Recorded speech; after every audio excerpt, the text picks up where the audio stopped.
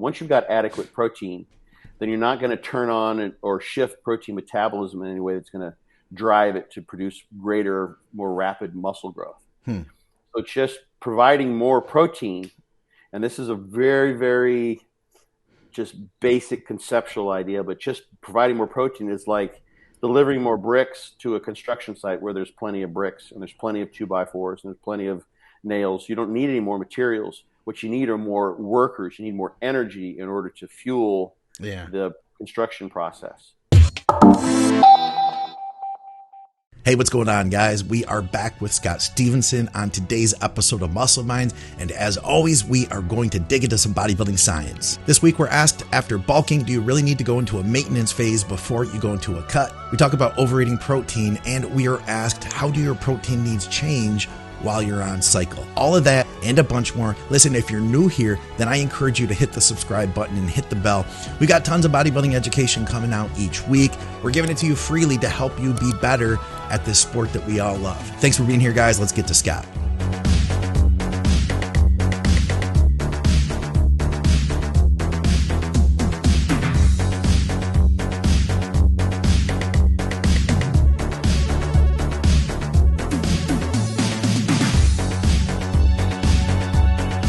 Less important. The way I've heard it is, and the way I've seen it in my own life is that if you're deficient, then taking some extra B12, you may notice like, you know how like years ago it used to be on the message boards like, oh, B12 is going to increase your appetite and it's going to give you energy and all that stuff. And I found that that is true if you're deficient in B12. But if you already have all the B12 you need, then it's not like you're going to get twice as hungry because you took some, No. I got real hungry. So, on 5,000 micrograms of B12. So then I took 10,000 and I got twice as hungry, Yeah. Well, that's the thing. There's understanding the nature of the chemical and what its role in the body. So a pure vitamin like B12, yes, that makes sense. It isn't the vitamin. It's a component of enzymes, but it's in your liver.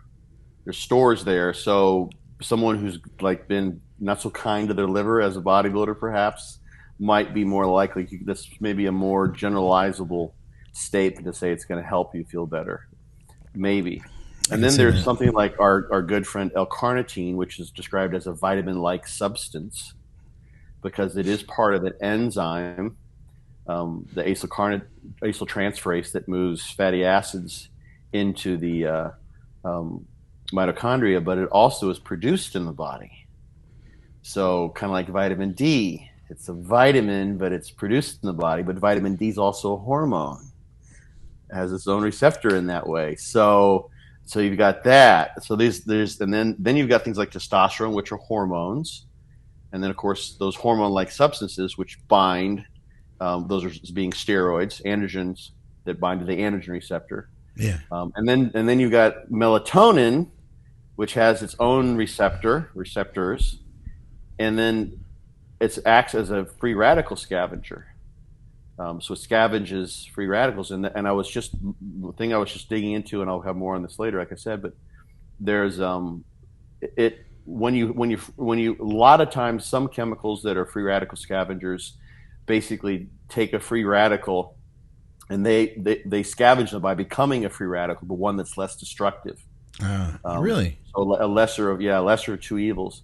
It seems like there's like a cascade of multiple end products of the free radical scavenging that melatonin does as a chemical unto itself, which are all free radical scavenging. So it's kind of like a 10-headed hydra. I think they said there was 10 actually in this latest paper. 10-headed hydra of free radical scavenging. So one free radical is met by melatonin, and then there are 10 different metabolites, all of which can be formed from that or in a series. And again, I haven't read the paper, but that all scavenge free radicals.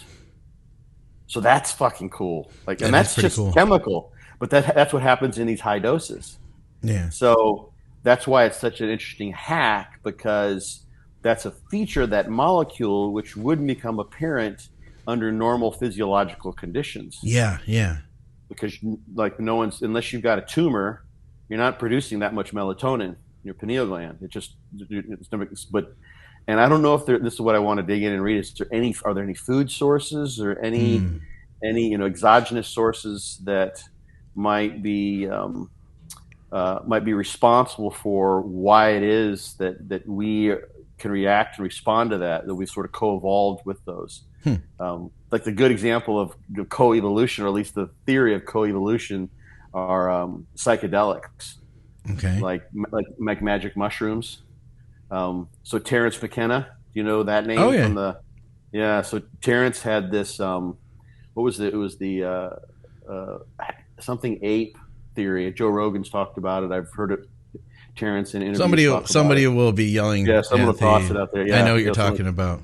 Yeah, so wandering across the savannah of Africa, finding these mushrooms, and Yeah. then just stumbling upon them and eating them, and then having a Stoned ape. trip. That's what it was. I was about to look it Stoned up. ape, yeah, Yeah, the yeah. stoned ape, yeah. So that's that we co-evolved with some of these chemicals in some way, shape, or form.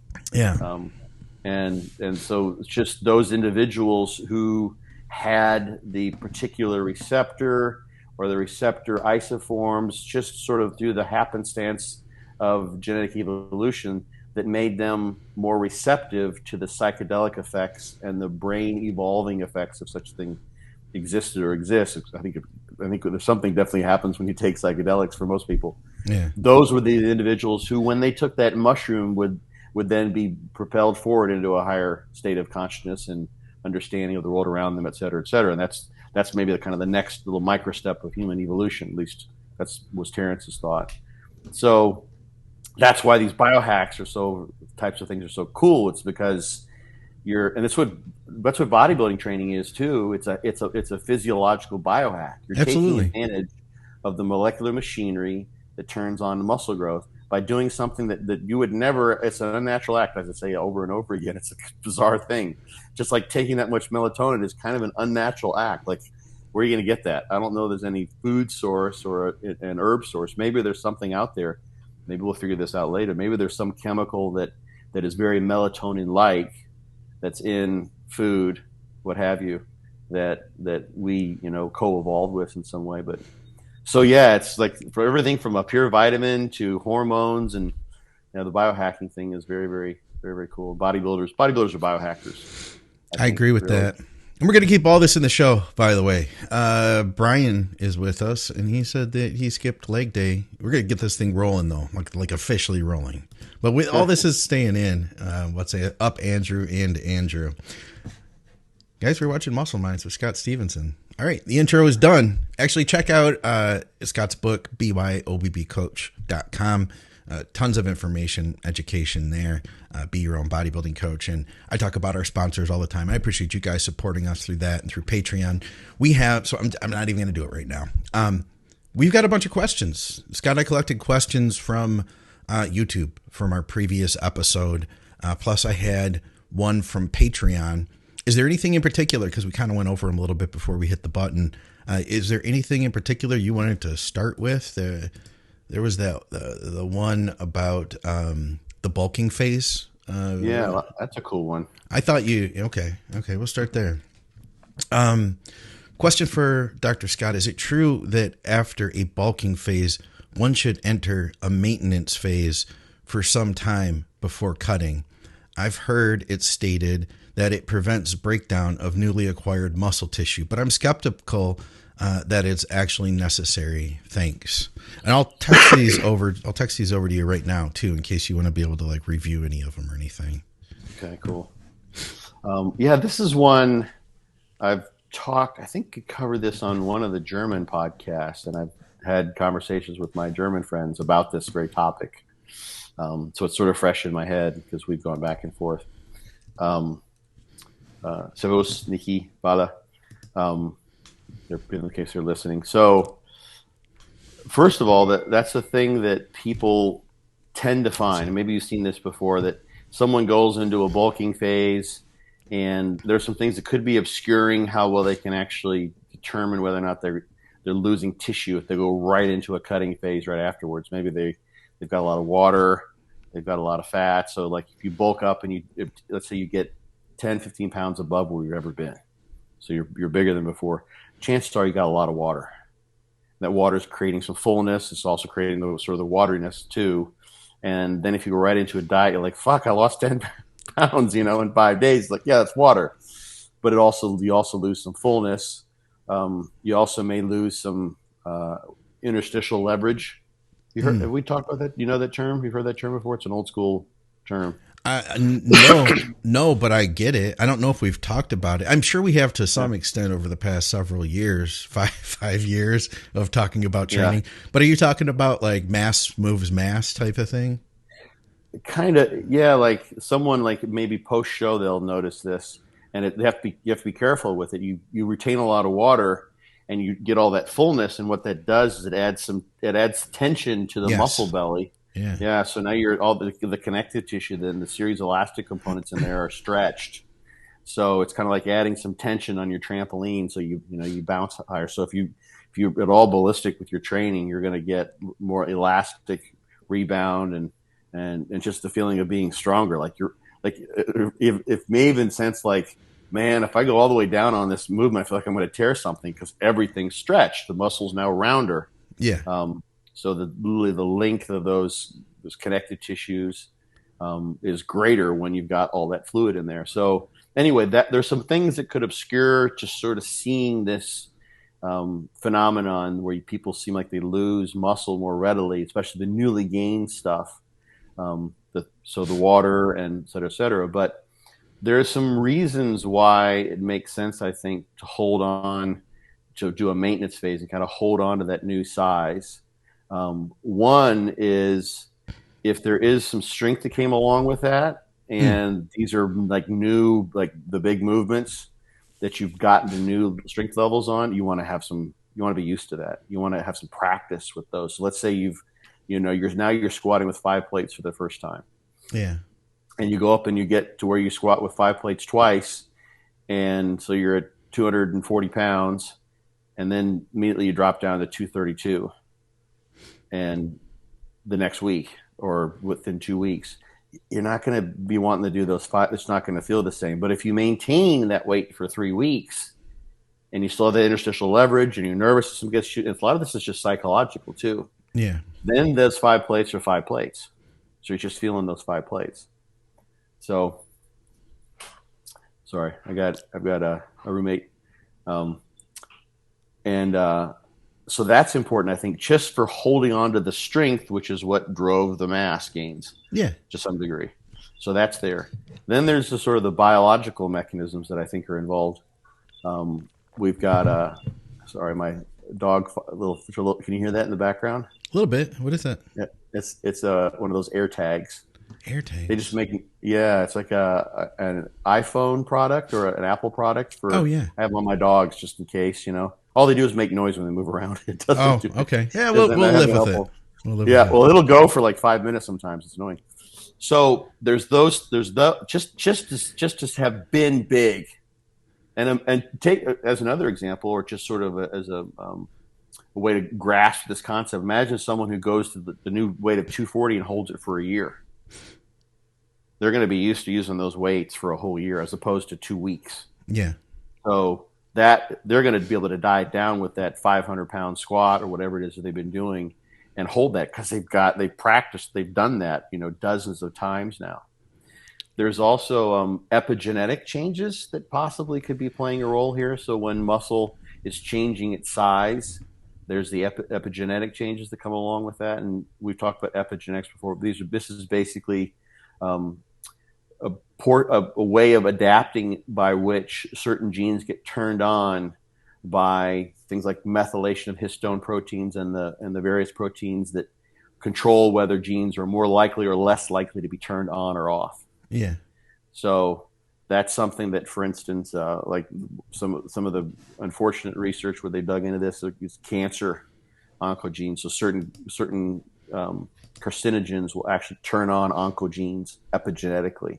Something about that cancer. You might have like 2 twins and identical twins, they get the same genes. One of them gets cancer, the other one doesn't. And some chemical exposure turned on and changed these proteins, sort of which allow those genes as to be opened by the key of an actual carcinogen more easily. So those things are changed when we train. Those are part of the training adaptation. So just allowing that to stay in place as opposed, or basically to manifest. So the longer you're at those heavier weights with the larger muscle cell size, the more likely you're going to be able to have epigenetic changes that are going to persist and then be in your favor when you try to come back down again to help you keep that size.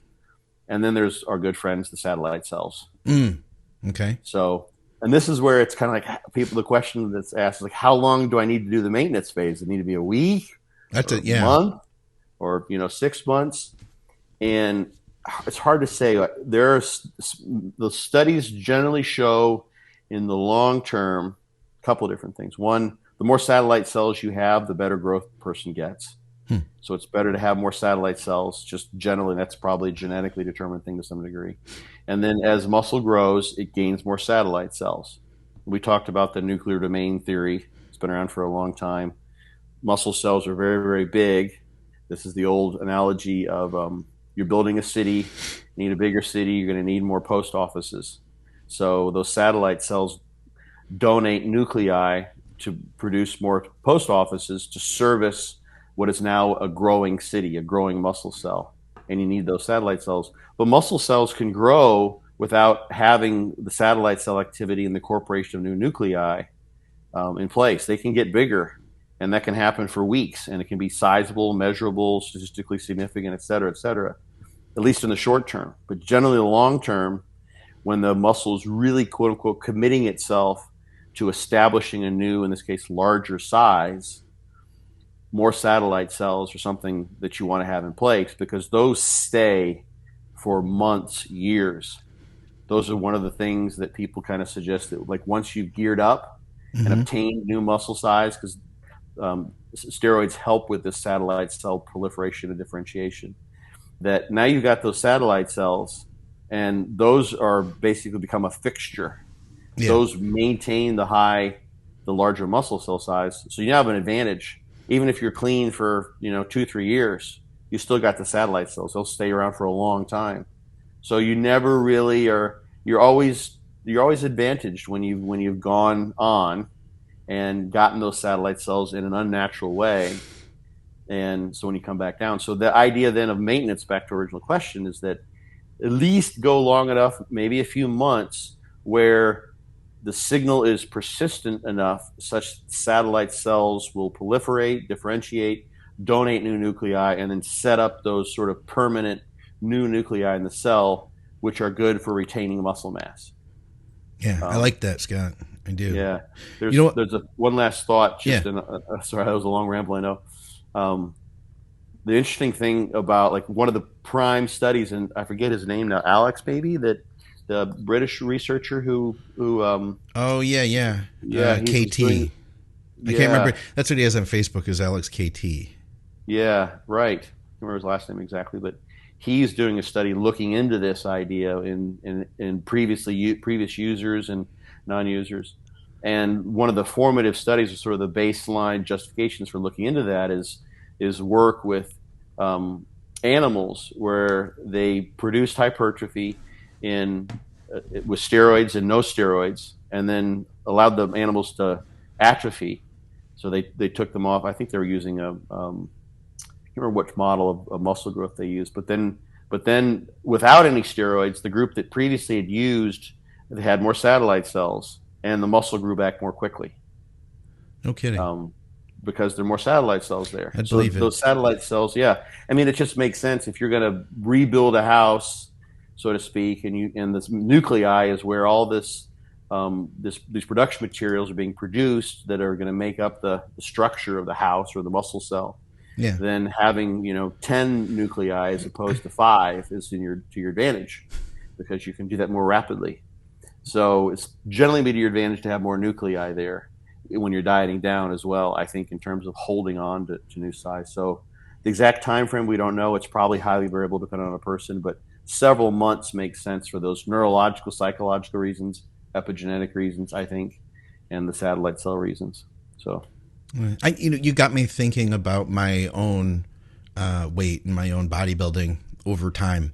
And I remember for like early on, I had this set point of 186 pounds where no matter what I did, remember that number. Yeah, it was 186. 186. Sometimes 187, like 186, 187.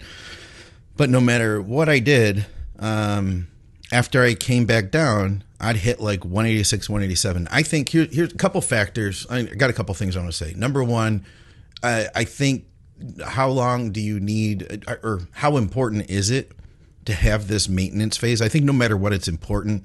But if you're coming off cycle 100% completely and you don't do any kind of hormonal support, then it's even more important. Number one, because you take that environment away that you built the muscle in, and now you for a period of time might not even have your own natural testosterone as you have to rebuild that. I think that is the hardest part of bodybuilding, is right there.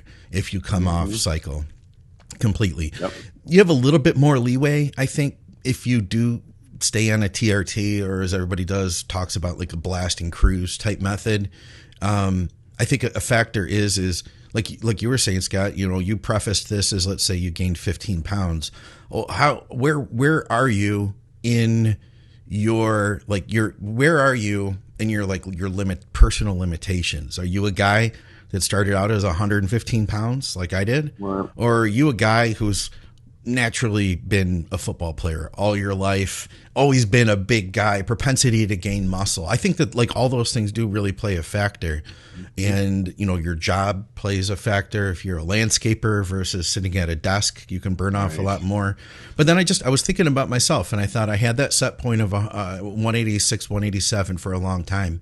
And then 2017, I competed starting around 2012. I started competing in light heavy, and I'd be in the 190s on stage, 230s off season. And I found that no matter what, if I would lose track of my diet, if I wasn't paying as much attention, I would never drop below like 198, somewhere in there. And then most recently, after my last show in 2017, 206. That was my set point. No matter how low I got, if I wasn't paying attention to my diet, if I started, dieting down, it would be real easy to get to 206. Now, in the last couple of years, I had really started pushing again during the pandemic. And now I can't get below like 216, like 216 to like, and in this last year, Scott, I haven't been I haven't been able to train hard, Right. And I've had a ton of time off. And yeah, my weight has dropped lower, and it was really low when I got sick. But like 216, I just stay around 216 now. I think that I guess, and I just wanted to kind of review that because I'm listening to you talk, and I felt like if we actually put a timeline to a person, and I use myself because I followed my history, my entire bodybuilding, you know what I mean? Right. So it's easy to use myself it's easy to use myself as an example. But, I think paying attention to those things, it all lines up with what you're saying. It makes sense. And I feel like now, my set point, man, is like, around that 215 mark. And I feel like, honestly, it would be hard for me to drop below that. Like if I don't try, I still will stay, right around here. Yeah. There's so many things that figure into that. I think that phenomenon of a set point. Okay. With your food. So here's the thing that popped into my head when you're talking there, is that you could get below that. Yeah. Oh, and yeah. I think, yeah. But it just would take something extreme. And Dusty's circumstances, when his weight, how low did his weight go? I don't even know. He was in the 230s. Yeah. When I got sick, Scott, I went down to 187. Believe it or not. Okay. That number. Enough. Yeah. Interestingly enough. Yeah. I went down to like the 187, 186 range. But that was like hydration and everything. I went from 232 in 3 weeks down to 187. Wow. Yeah, that's crazy. Yeah, Dusty went from like the 280s, 290s down to 230s. Okay, I thought he went lower than that, but still, that's just crazy. Yeah. So yeah, the satellite cells they're not the end all be all. It's not like the muscle is just absolutely permanent. Like Ronnie Coleman was an example. I remember Ronnie talking about, when he would finish back and he was still competing and he'd get done with Olympia. Excuse me. I was out training today, kind of yelling, and my voice is a little raspy. Nice. He's like, I think muscle ain't going nowhere, and it wasn't. He would stop training for like 2-3 months, I think, all the way from maybe Olympia through Christmas, and not lose a thing. But now, obviously, he's had all these surgeries. There's probably some denervation there. Now his legs don't look like they used to look. I mean, he's been in a wheelchair, so that's another example people can kind of look to. So the muscle can indeed atrophy, but so it's all a matter of sort of various levels of Velcro that are going to hold the muscle at its newly acquired size. And satellite cells are a big one, I think, but you still need the training stimulus. You still need the nutrition, et cetera, et cetera. Just the activity. You denervate a muscle, for instance, like they do this in animal studies, like denervation atrophy, and it'll go like that. What does denervate mean? Like make it cut the nerve. Yeah. The nerve. There's a neurotrophic effect. This is sort of like kind of off, but it's a very fascinating area. They did a lot of these studies. I don't see them done all that much, but so they can do like cross innervation on muscles, and take like an example. We take the nerve that goes to or portion of the nerve that goes to the gastroc and the soleus. So the soleus is a very slow twitch muscle. Mm-hmm. And it means, and it's used for its postural muscle. It's in rats. It's like almost 100% slow twitch and white, red. And the gastroc is very, very white. It's very, very fast twitch. So gastroc gets used when you're running, and the soleus, just standing all day long. It's constantly being used. If they cross innervate those things, then the animals there'll be some adjustment period, but you'll very, very rapidly get a shift in fiber type. And some of that's activity based because those are both locomotor muscles, but you can also do things in muscles that are of the hand, and they've done this in various circumstances. So just changing the nerve without even changing the activity, just the nerve itself, the best you can control that thing, will change the way the muscle manifests in terms of its fiber type.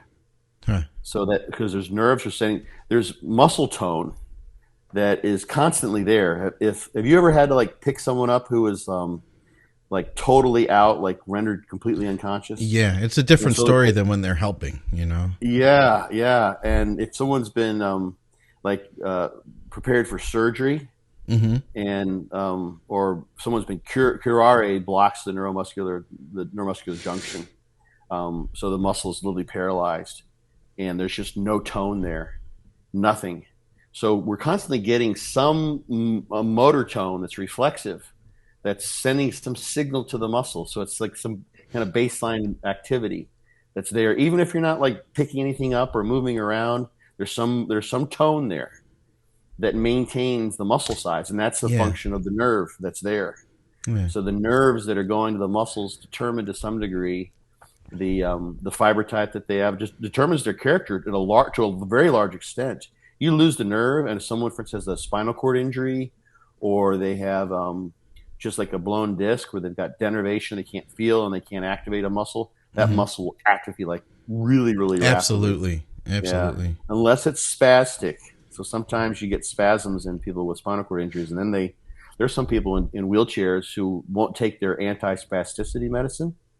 And they'll be getting, their legs will be jumping around, but they do that because that spasticity maintains muscle size. That's crazy. Huh. And they're not walking. They're just it's just the spasticity, and they don't care. They're just getting little signals. The legs look more normal. Yeah, it's not signals from the brain. They're signals that are just circulating reflexively in the spinal cord. Hey, you know what? If I can add something else I thought of too, and because there's so much we could say, is another thought would be how long does this maintenance phase need to be? What my experience has been, because I do work with a number of guys long term, like year round. We do contests, we go into off season, we go into growth phases, we do contests after that. It doesn't have to be this set in stone. Okay, now we're dieting. You know what I mean? Like you can still maintain muscle in a deficit more easily. If you just, so my thought would be if you're growing, right, and then you come off cycle, first thing I do, and this is just a kind of a general statement, I'm probably not going to pull the food out just because we come off the gear. I'm going to watch how they respond. And over time, we may need to reduce the food. If they aren't getting as much out of the food that we used, then maybe we need to pull that back. But eventually, there's no point in time where I say, okay, now we're going to cut. It's just a shift. We gradually shift to the point where we could maybe get you a little bit tighter this week. We pull out a little bit. Maybe it's just a little bit of fat out of a meal. You know what I mean? Or maybe it's just a little bit of carbs out of one meal. And then let's see how you respond. And it's never a point where like, okay, now we are cutting and, you know, your muscle has been saved so we can do this. It's a transitional phase that eventually, yeah, we are cutting, but it's not something that just happens overnight. So, you know, don't forget, you know, you're not going to lose all your muscle if you're eating that, like what it takes to maintain minus, say, 100 calories. You're probably going to be able to save muscle a lot better than if you just like pull it all out and do a bunch of cardio. I don't know.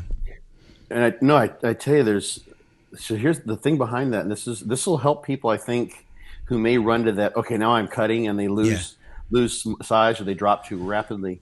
Is psychologically, we want to know what we're doing. Like, what's our goal? Which direction are we heading? When someone's working with the coach like you, their goal is to follow you. Like they're on a hike. It's just go where Scott goes. There you go. And I know he's going to lead me in the right direction.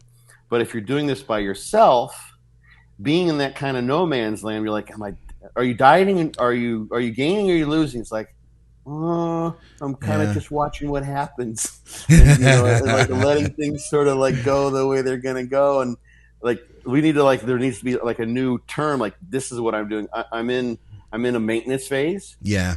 So I'm trying to maintain the size I gained previously, and I'm adjusting my diet in order to keep my body composition within a range that makes sense, given when my next contest is coming, given if someone's going to go on another cycle, et cetera, et cetera, et cetera. So you're in an in-between place. Yeah. And if you know that concretely in your head, it's like, okay, this is where I'm going. This is what I'm doing. This is the purpose. This is the rationale. These are the changes I'm going to make. This is why I'm doing them. This is the method to my madness. Then psychologically, you're in a stable spot. You're like, okay, I'm hooked in. I know what I'm doing. If you're like, oh shit, I'm fucking fat, I want to lose fat, I want to get lean, and then people like drop 1,000 calories a day and then their weight just plummets, that's, I think, when you can run into those problems where your strength goes down. And the thing I don't think I even tied together is that if you do lose strength when you drop that water, lose that size, then you're also losing to some degree the tensile stimulus that helps you hold that muscle mass. You want to be able to train as hard as you possibly can. Yeah. So it might be, and there's another sort of feature of like that 500-pound squat situation. Let's say someone's just gotten to where they're doing 10 reps with 495 on the squat, and they do that for 2-3 weeks, and they maintain for two. So now they've actually neurologically they may even get a little bit stronger, but they're learning how to do that because they've done it and they've psychologically they're there. So then when they come down, they may have a neural adaptation to some degree that allows them to better maintain those loads in the gym because they've just had practice with that big, heavy load. They're like, oh, fuck, it's 5 plates. First time they do it, it's like, wow, this is something special. This is I've never done this before. Now you've done it 10 times. It's like, okay, I'm gonna do this, motherfucker. I know I can do 10 plates because I've done it. So you need to be able to maintain that stimulus as best as possible when dieting down. Because the stimulus is what got you the muscle. It's what's going to help. Dance with the one who brung you, as Dante said. Absolutely. What I like to say too. So I had one more thought here from one of our listeners. We've had a bunch of people just chime in and saying hi. So I didn't want to neglect them. But one of our guys here is a client of mine, Doug, and he makes a comment saying, this is the opposite end of things. He said, definitely seems like there are these upper lower limit set points. Crazy how intelligent our bodies are. And I know what he's thinking right now. He's at his upper end right now. We did a check-in. I work with him. We did a check-in, I believe it was yesterday. And he said, okay, so I'm 245. He said, this is the heaviest I've ever been. And my body never wants to get heavier than this. He said, I've Right. been here before, but Yeah. this is the heaviest that I've ever been. And this is where my body wants to tap out. It is kind of crazy, isn't it? How we can Yeah. reach those points in both directions. Yeah, there's research on that too, in the under and overfeeding studies with twins that I've talked about, Yeah, yeah. where they controlled them. They had them sequestered in a clinic, and they gave them one case of they set up a baseline, and they gave them 1,000 calories extra per day, 6 out of 7 days per week. The one study, and the other one they reduced calories from that baseline and added 500 calories of exercise. Okay. And they looked at there's like 14, 18 people in each of these studies, and they were twins, both fraternal and identical. So the range of weight gain or weight loss was like 2 or 3-fold. It's all over the place. And that's just the extent of metabolic adjustment, the extent of changes in NEAT, the way your body handles those calories, the way it guards those set points. And this study didn't look at like the different ranges and where how solid, let's say, those upper limits are, or how concrete physiologically you might see there's an upper limit where you just sort of run into a wall and you try to blast past it with more calories or what have you. It doesn't work. But certainly the extent to which people guard the set points ranges tremendously in both directions. And it's funny sometimes. Like I'm trying to remember when we were out in Colorado, in Denver at Armbrust? Armbrust Pro Gym. Yeah, there was a woman who in our seminar there, and she asked Alan Aragon this question, and I was standing there too. She asked both of us, kind of, but Alan, and she, I'm trying to think how she doesn't. She had she would stay at like a very nice, good body fat, and she couldn't gain to save her life, and she couldn't lose to save her life. Her body just was it just was stuck there at that one spot, I think, if I'm remembering. And it was very unusual because a lot of people, they can lose easily, but they can't gain. Yeah. It'd be the ectomorphs, if you want to throw them in those categories. And then some people, like I can get, I could be 500 pounds if I wanted to, but I can't get lean. Yeah. And she had a resilience in terms of set point that was that resisted moving in both directions. So yeah, that's why coaching and working with people can be so cool, because you've got a different puzzle each time. And depending on where you're at, like Doug, he's about my age, your age, young. We're all this. As far as somebody who's 20, we're all the same age, I guess. So our age, 23, 24, something like that. Yeah.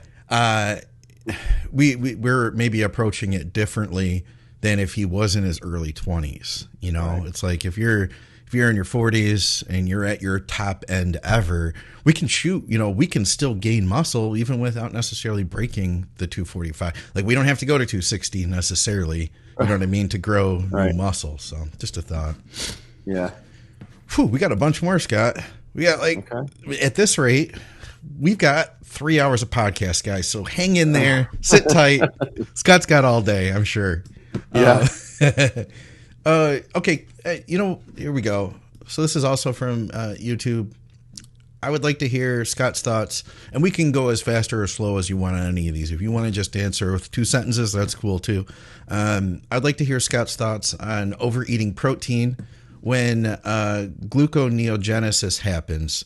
Why calculate protein calories in your total calories when most of the time won't even be used for energy purposes? Thanks. So Haroon Yeah. would be very interested to read Jose Antonio's work in this arena. People may refer to it and he doesn't know where it comes from, but they did some protein overfeeding studies where they basically, compared to the control group, added in about 1,000 calories a day of extra protein. And these were weight training individuals, and they didn't increase muscle growth, but it didn't change body fat. Basically, it was just sort of, tossing into it and an unending black hole, thermogenic black hole, where it basically what he's talking about here was occurring, and it's a thermodynamic issue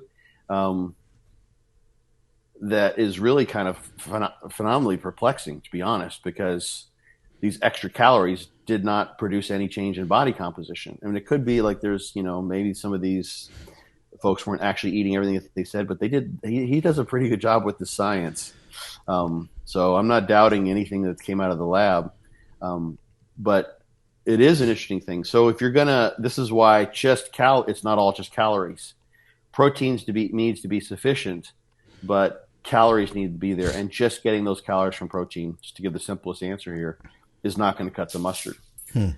It's a safe way to add calories to some degree, and not gain body fat. So you can just pretty much eat as much protein as you want. Like if you're dieting down, for instance, and you're like, I'm so freaking hungry, I need to eat something. Eat a low fat protein source, and you can just eat about as much of that as you like. Yeah, that would be like the most what would be the word? There's a phrase I'm looking for. Damage control. It'd be like the most damage control meal you could do, besides maybe green veggies. Yeah, their protein needs are higher when you're dieting down. Yeah. And there's actually, like, Stu Phillips has a really nice study where these were, I think they're just novices, but the women were dieting on some crazy low amount of calories, but very high protein, and actually gained muscle and lost body fat. As a group, it wasn't just individuals, but as a group with the higher protein. So the protein is like, as long as you don't have impaired kidneys, I always got to say that, but that's very, very rare type of thing. If your kidneys are just fine and dandy, then protein is going to inhibit your appetite, and you have a higher need while you're dieting down. So you can just load the protein in as long as you're just keeping it a protein. Veggies are nice too, of course, for the bulk and the increased gastric stretching that can help with your appetite, and they're so calorically light that you're not going to get a lot of calories that way. So to get to his question, though, a gram per pound is still the standard number that works out pretty well. It matches what the research keeps on telling us. It's been telling us for a long time. But you need the calories in a form of another macronutrient. For carbs are as long as when carbs are adequate. And that's going to kind of depend on the person, their training volume. If they're like a landscaper, for instance, how will they handle carbs? There's some variability there. But the calories need to be in excess. And protein, in and of itself, is not going to do it. Now, you could add protein that way and see if that works for you. There's some variability amongst everyone. Yeah. You might add, an extra 10 grams of protein to each your meal. So you get an extra 60 grams, let's say, a day. That's only 240 calories. If you just keep on adding protein, you're going to go nowhere for the most part, or at least you're going to reach a point of diminishing and zero returns in terms of making body weight gains. You need to have the calories that are available, because the protein, it's sort of like, I'll just use the construction site analogy. It's sort of like the protein turns on protein synthesis, especially the essential amino acids, and provides the building material. So those two things need to have. But once you've got the system saturated in terms of the protein synthetic response, there's some argument as far as what you can do in terms of protein degradation. But once you've got adequate protein, then you're not going to turn on or shift protein metabolism in any way that's going to drive it to produce greater, more rapid muscle growth. So just providing more protein, and this is a very, very just basic conceptual idea, but just providing more protein is like delivering more bricks to a construction site where there's plenty of bricks and there's plenty of 2x4s and there's plenty of nails. You don't need any more materials. What you need are more workers. You need more energy in order to fuel the construction process. I like that analogy. Protein doesn't really do it, as it turns out physiologically. It's just those two things. It turns it on and provides materials. Okay. We did have a fun one here from one of our Patreon people. I think this one could kind of tie in. So we were talking about protein on the last episode as well. How much protein per pound of weight is enough for an enhanced athlete? So everything you just said, does any of that change? I'll rephrase this question almost to tie it in with our conversation. Does any of that change when you're on gear? So this hasn't been studied directly, but I broke these numbers down a long time ago, and this gives people some context because it makes sense. Like, you're growing faster, right? You need more protein. Um, Gear is a very powerful drug. If you can create on a daily basis a positive protein balance of 7 grams of protein that gets incorporated as new muscle, just 7 grams. So you eat 200, and instead of like 200 of it being used for maintenance and repair and being oxidized, only 193 of it is, and 7 of those. So just that would be 3.5% shift, where just those 7 grams get laid down as muscle tissue, contractile and connective in the muscle tissue itself. Those 7 grams will give you about an ounce of muscle a day. And you get an ounce of muscle a day, and it gives you like 22 pounds of muscle in a year. Okay. That's really good growth. Take it. That's only shifting your protein metabolism by 3.5%, something like that, 3 to 5%. So it's you've got plenty of protein at 200 grams. It's the stimulus of the training and the stimulus of the drugs that are doing that. So you might be able to shift that a little bit, with adding a little more protein to help, but in large part, there's plenty of protein there. Where someone who's eating adequate amounts of protein, it's how well they respond to the drugs and how well they train and the recovery and everything else that's there. So the building materials are probably adequate. I would love to see a study where they took it'd have to be somewhat of a complicated study. I don't know how many people would want to do this, but it's like, okay, so we're going to have a control group, 2 control groups, regular protein, high protein, 2 geared up groups, regular protein, high protein, and see if the geared up group on regular protein grows faster than the geared up group on high protein. Can we have a trend group too? Like just one group trend? Sure. Good. Yeah. All right. Good. Okay. Yeah. Well, that would be that would just be the gear of choice. We'll just use, to keep it simple, experimentally. Everyone gets a gram of tren a week. Yeah. The gear groups. The gear groups. And the other group gets, just some crazy placebo that does nothing. That would suck, right? Yeah. So. Yeah, that would. Yeah, but being enhanced. The thing that I think most people may miss out on, and is having enough calories to support the growth that's possible. Yeah. So getting your calories in, because it takes, and I calculated this too. There's a really cool paper by Slater on calories and the need for calories and extra muscle growth, and it's to gain at that rate roughly. Like about a half a pound a week of muscle mass, you need like an extra 500 calories a day. Okay. Just to support that process. I believe, if I'm remembering correctly from the numbers that I kind of pieced together. So that gives you 2 pounds in a month and 24 pounds in a year. But that's an extra 500 calories a day. And that's probably, to some degree, this is the thing. You just add gear and people grow. They don't have to change anything. Because the gear is so powerful. Yeah.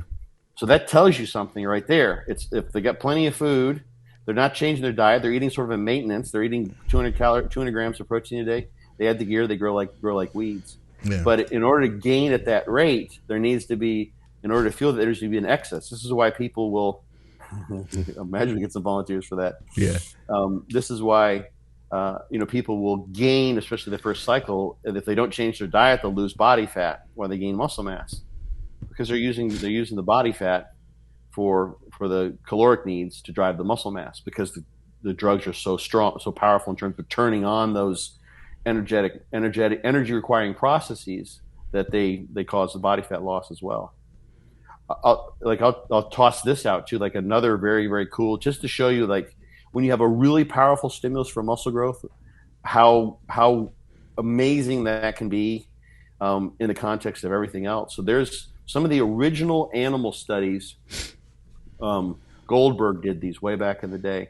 where they take out the soleus and watch the gastroc grow, or take out the gastroc and watch the soleus grow. The animals just walk around, and you get like crazy rapid muscle growth, like 30% increase in size in like a month or 6 weeks. Muscle grows like crazy because it's constantly. This is that compensatory overload model I talk about every once in a while. Uh-huh. And they've looked at this where they just did the surgery and they watched the growth, and then they said, okay, so because that's just tensile stimulus, right? That's just mechanical stimulus. Grow, motherfucker, grow, and it grows like crazy. This growth way exceeds what you get from weight training in terms of the rate of growth. You can get that much growth over years, but certainly not in a matter of months. So then they've treated the rats with streptozotocin, which is a drug that knocks out the beta cells of the pancreas. So they got no insulin. Growth rate is the same. They'll take out the pituitary. And so there's no growth hormone, there's no thyroid, there's no testosterone. None of our key ingredients. You know what happens to the growth of the muscle? What happens? Zippo. Oh, Nothing. no kidding. It grows just as fast. You're kidding me. No, it grows just as fast. Huh. Under those extreme circumstances of growth.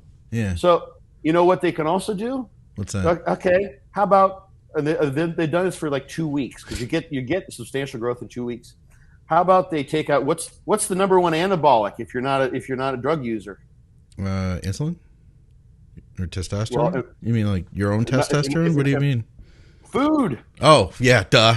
Food, of course. Right, I'm thinking of like drugs and stuff. I know. Because you're nah. Because like what? Wait. What was that? Food. Yes, food. They starve the animal. You know what happens to the muscle growth? Nothing. It still grows. Well. Dude, you know what, man? Hold on. But how does that happen? It's those amino acids are being scavenged from elsewhere in the body. No shit. They're breaking down protein, right? And this would go to gluconeogenesis just to fuel the glucose needed for the brain and the body system. But those amino acids, because the stimulus is so strong, you're driving amino acid uptake to supply the amino acids as building blocks for the muscle growth, that you literally can starve the animal and the muscle will still grow. So with the appropriate powerful stimulus, like this kind of a muscle growth stimulus, or someone who's just starting their first cycle or using lots of drugs, you can have things where you don't need a caloric excess to produce muscle growth. You just take the energy from the fat. Or you could even grow from suboptimal protein. Yeah. Dude. If you want to optimize things, enough protein and plenty of calories. So go ahead, yes. Okay, sorry. So I was obsessed with trying to figure out why my back didn't grow. We've talked about this a bunch of times, and through changing my training, because I had everything else nailed, right? It was my technique that was not where it needed to be. And this to me backs that up. If you're telling me that you could grow a muscle without food, without hormones, just by getting it under the right load, basically, is what you're saying. I mean, more or less. Imagine, dude, why would my back have not grown, or anybody's weak body part? Why would it have not grown with all those things in ample supply, plus creatine and every other supplement under the sun and hard training? It's because it backs up the whole thing. I feel like, dude, it was like unlocking the matrix a couple of years ago now, of really recognizing it's how you activate the muscle. Like, why would the back not grow? It's because you weren't activating it in a way to make it grow.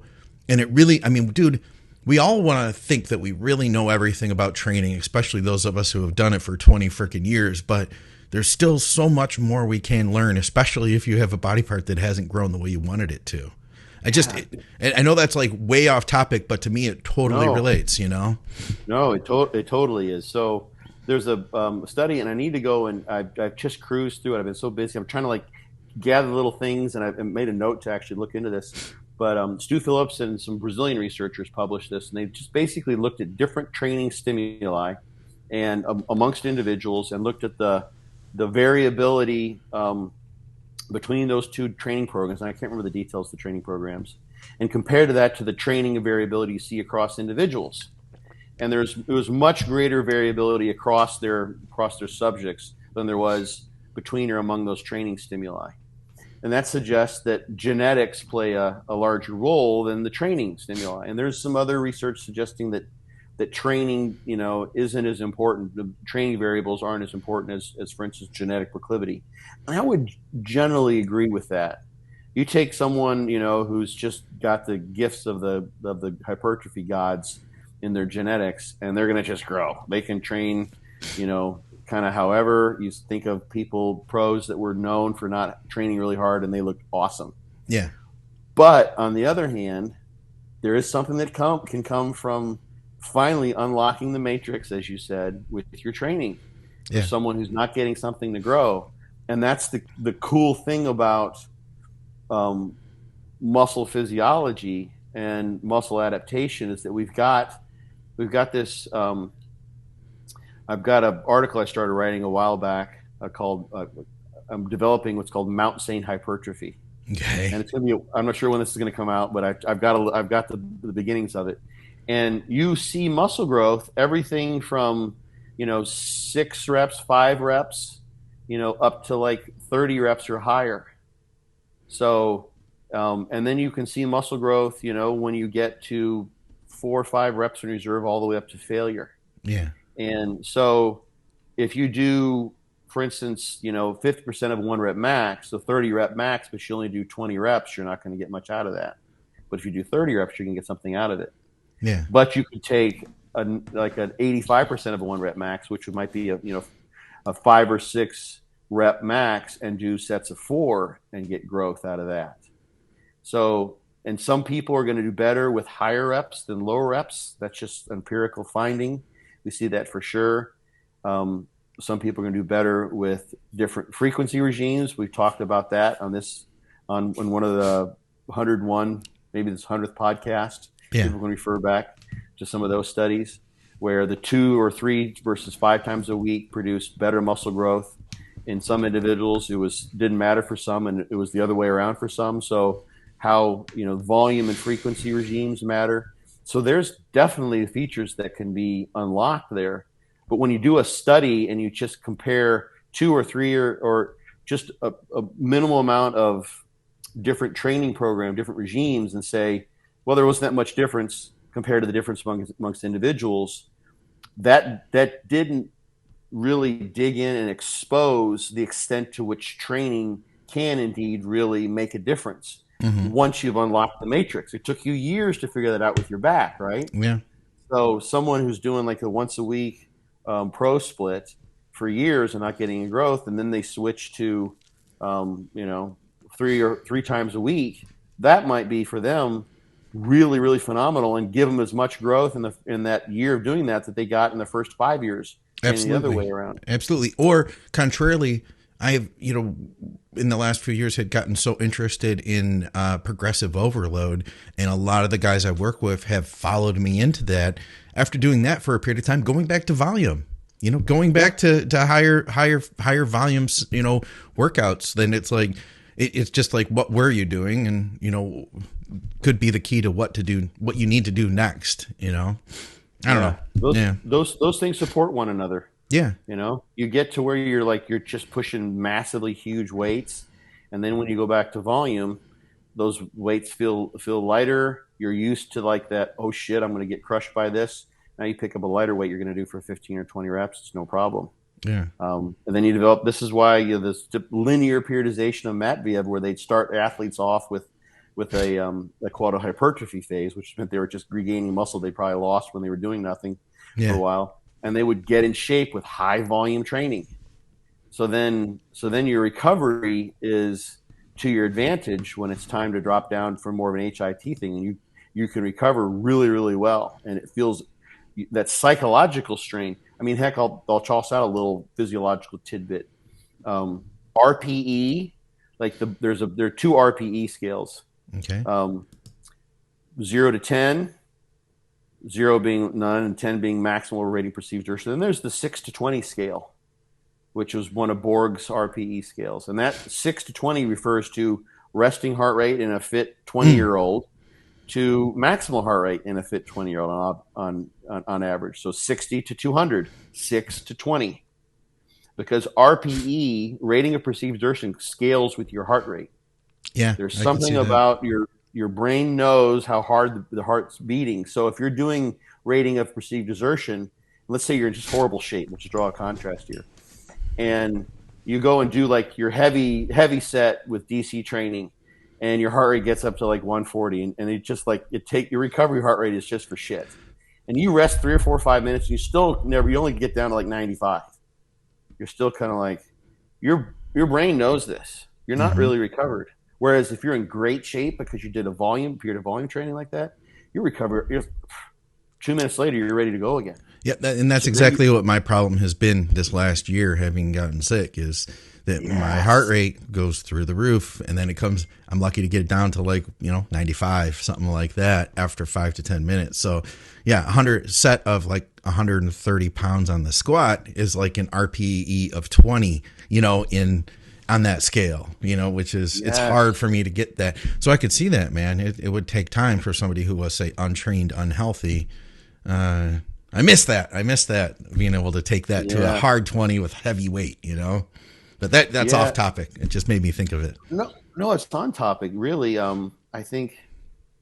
Just for you, the thought occurs to me is just being aware that your heart rate, and of course be safe, don't do anything that's medically contraindicated. Yeah. But being aware, and this is something that I employ all the time when I'm, at the end of those really tough sets, is I just take a third person perspective. I'm like, that's just pain. That's all it is. That's my body doing what it's supposed to be doing under these circumstances. Yeah. But it doesn't mean I'm gonna give into that. I'm gonna just keep doing reps. The reps will happen regardless of the pain. And I like the pain because that's what I'm shooting for. That means I'm creating stress, which produces the results I'm looking for. Absolutely. That's definitely the attitude to take. Yeah. Not everybody appreciates that, which some people aren't cut out for that. But I think guys like you and I don't understand those people. I do. I get them. They're probably smarter than us, Scott. You're right. They're probably a little more rational. But I think of this every once in a while, that classic video of Tom Platz squatting 495 or 500 pounds, where he's got the green belt, and he does 23 reps. He picks up that weight, and you watch the first 5 or 6 reps, and you're thinking, he's going to get about 9. And then he gets to like 10, 11, or something. Maybe it's about around 12 or 13. Watch his face. He starts to smile. He's like, now we're about to have some fun. Yeah. He's looking forward to that place where he's really doing shit. Yeah, absolutely. So as opposed to, oh God, my heart's going, like, oh God, this hurts, and resisting, like, and wanting, like, just to escape that. Yeah. He's going into it. And that's what I'll try to do. Like, look at, here goes the heart rate, here goes the leg pain, here goes the pain, whoever. This is where I want to be. This is what I've been thinking about for days before this workout. This is what I've been working towards in my warm-ups. These last 4 reps, this is where I've been wanted to be. Finally, it's kind of like it's the orgasm, not to get like all cheesy like Arnold, but this is where like, this is the goods. I'm finally reaping the reward of these meaningful reps that create the pain and the sensation that is stress, that is the stimulus that I want. Yeah. So, I think a lot of people who relate to you and I and programs like Fortitude Training or DC, that's what we live for, like Bill said. Yeah. Absolutely. Yep. All right, listen, I'm going to switch topics here because we have one more. We don't have a lot of time here, but it is one of our Patreon people, which, by the way, guys, if you want to support our programming, Patreon is the one way you can do that. Think Big Bodybuilding Media. I'll have a link in the description on YouTube. This is kind of an interesting one, and I would be interested to hear your thoughts. I have an idea myself. He says, have a serious one for Scott Stevenson. So I think I've got to be an anomaly. I'm fairly addicted to full-calorie soda, which isn't the anomaly. Every time I quit the habit, my performance in and muscle mass drops, and my labs stay the same. A minor drop in glucose, but I'm not out of range either way. I've quit multiple times. I've done it for prep, just cutting calories. I've replaced it with better carbs. I've replaced the calories to my best ability with protein. I'm not talking a small amount of sugar either. We are talking 250 grams a day. Every time my body fat goes up based on looks and multiple body fat scales. I am the landscaper that burns on average 5,000 calories a day, though. The only thing I can think is that are a greater energy source for. I'll stop there because from there he's just speculating, and I would rather hear your thoughts then on what this could be. He's drinking 250 grams of sugar a day, and he says when he stops, he gets fatter. Yes. Or weaker. Like, fill that up if you could one more time. Sure. I think you said his performance goes down to. I'm just.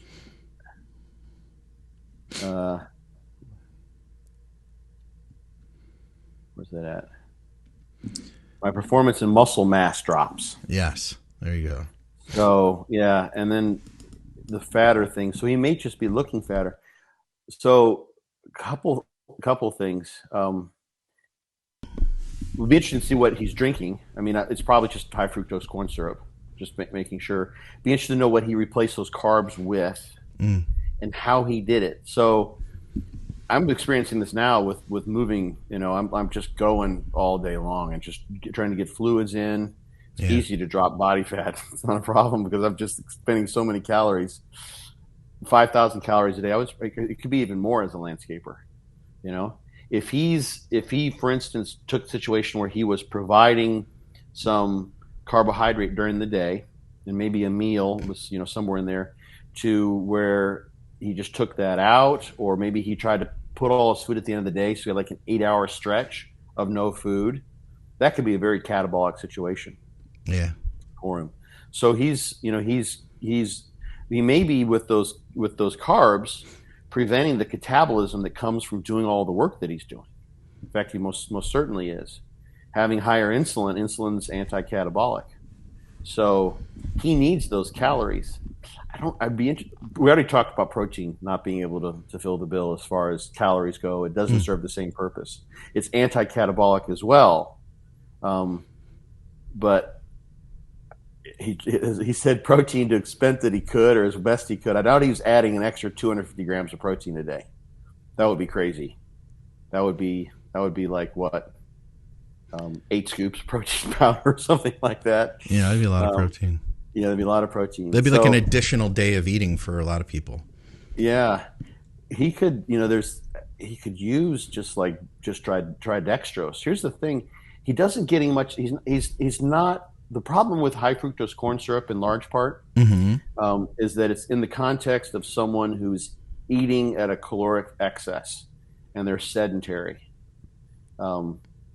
That's why, you know, it's associated with diabetes, metabolic syndrome, obesity, high blood pressure, all those sorts of things. These are people who are not active like he is.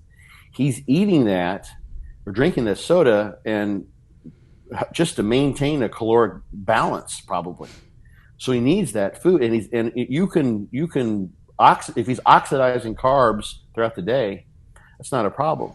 The thing about fructose that's sort of connected with this problem of insulin resistance and abdominal adiposity, so visceral fat, is that you're only going to store like 100 grams of carbs or so in your liver.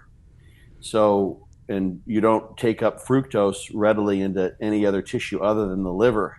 So it's great for liver glycogen storage, just for instance, to have glucose around during the evening or during times when you don't have any food there, so you can maintain glycemia. But if you're taking in 250 grams of fructose and it's got to be taken up by the liver, what the liver does with those carbs that are fructose is turns them into fat. And that leads to the chain of events that brings on adipose tissue in the abdominal cavity around the organs, the visceral fat that's not associated with good cardiovascular risk profile, poor lipids, high blood sugar as well, all those sorts of things. But for him, let's say if he weren't doing landscaping, he might have a caloric balance of 3,000 calories. I don't know how big he is. Let's say it's 3,500 calories. But he's doing 5,000 calories that's his caloric expenditure during the day.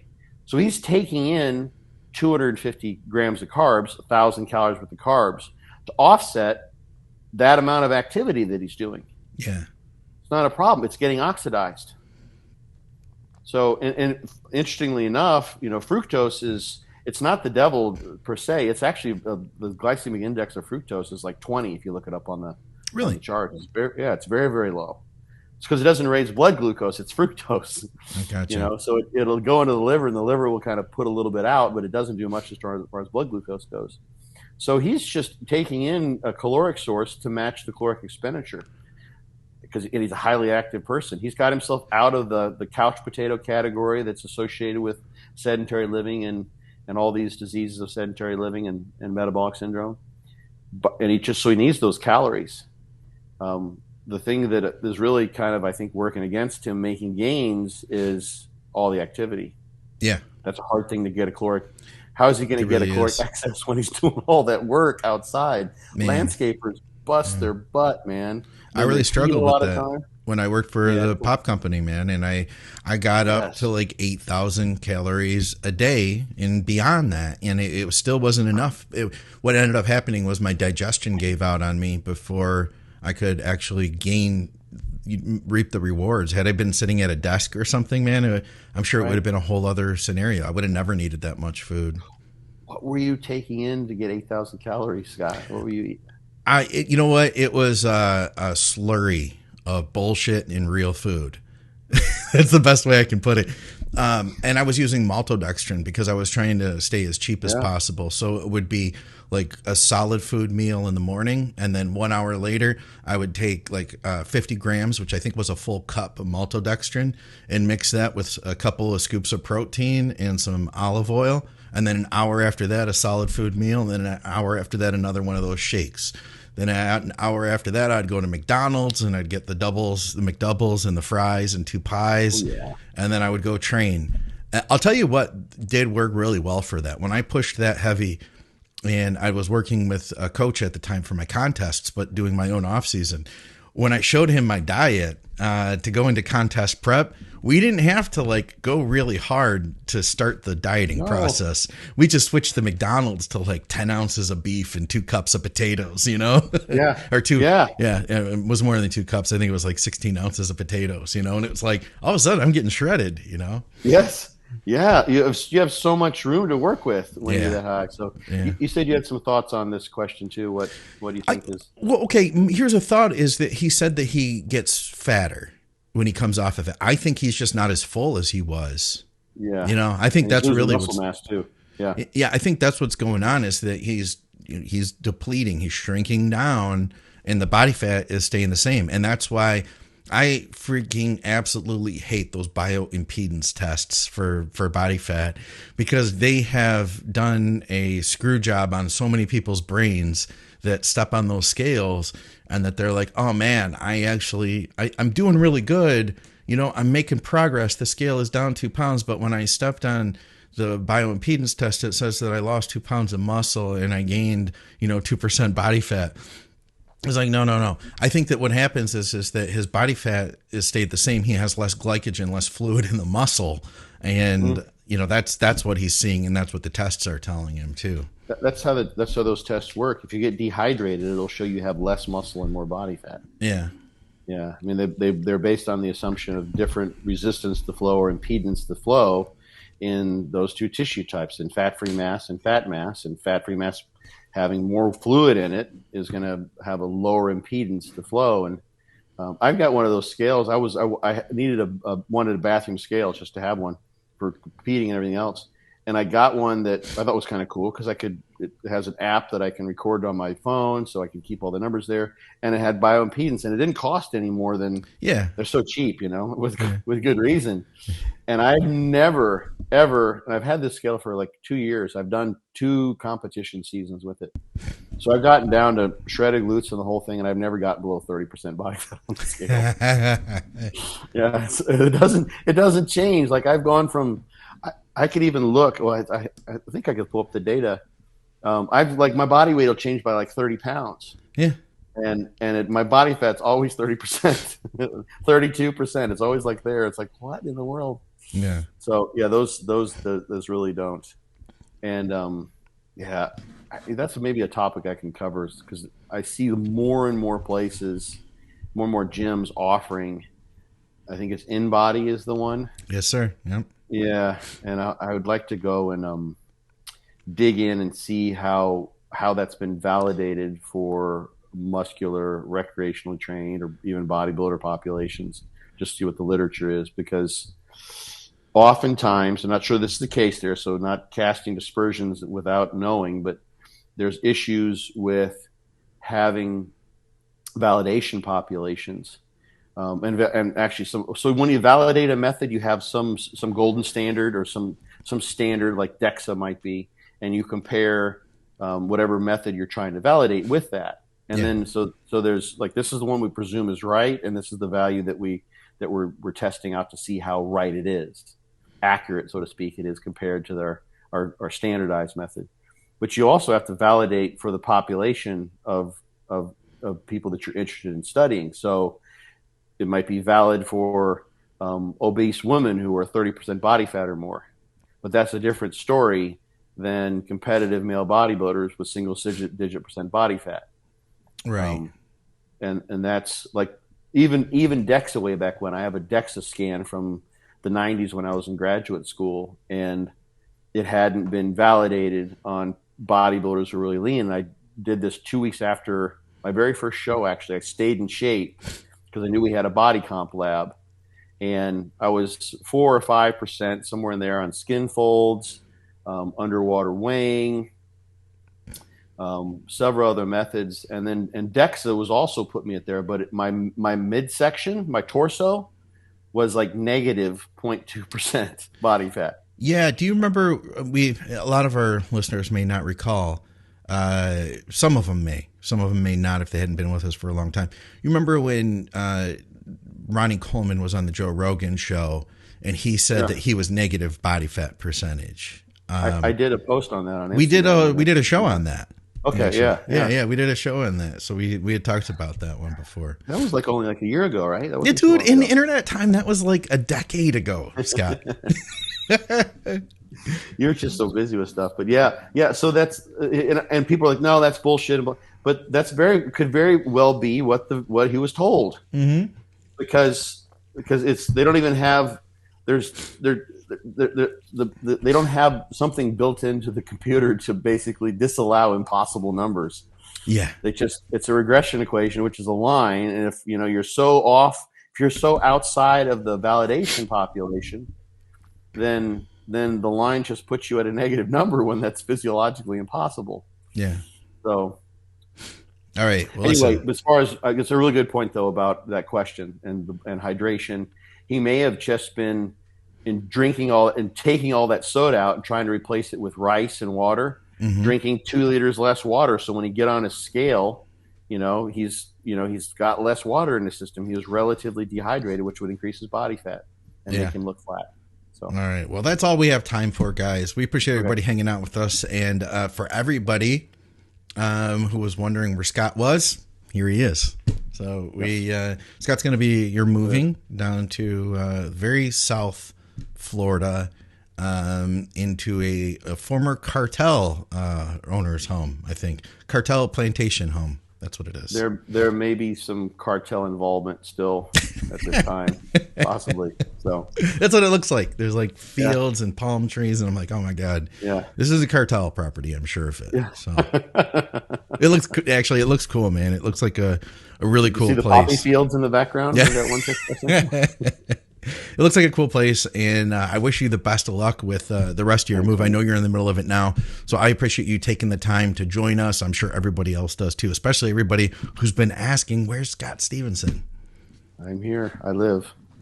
All right, guys. Thanks, everybody. Appreciate that. For another episode of Muscle Minds with Scott Stevenson, I'm Scott McNally. Check out Be Your Own Bodybuilding Coach. You can go to BYOBBcoach.com or check out the hardcover on Amazon. Go to our great sponsors, TrueNutrition.com, and you can shop with our code THINK to help support our programming. You can get great performance and health supplements over there. Ask me if you have any questions about any of their products, any of the flavors of their proteins. If you're in Canada, check out supplementsource.ca. Tons of great deals on discounts for What?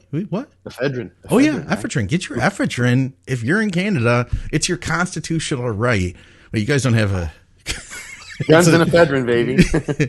That's Canada. They don't get the guns, but they get the ephedra. So take advantage of that, guys. We'll see you soon. Thanks a lot, Scott. Absolutely, man.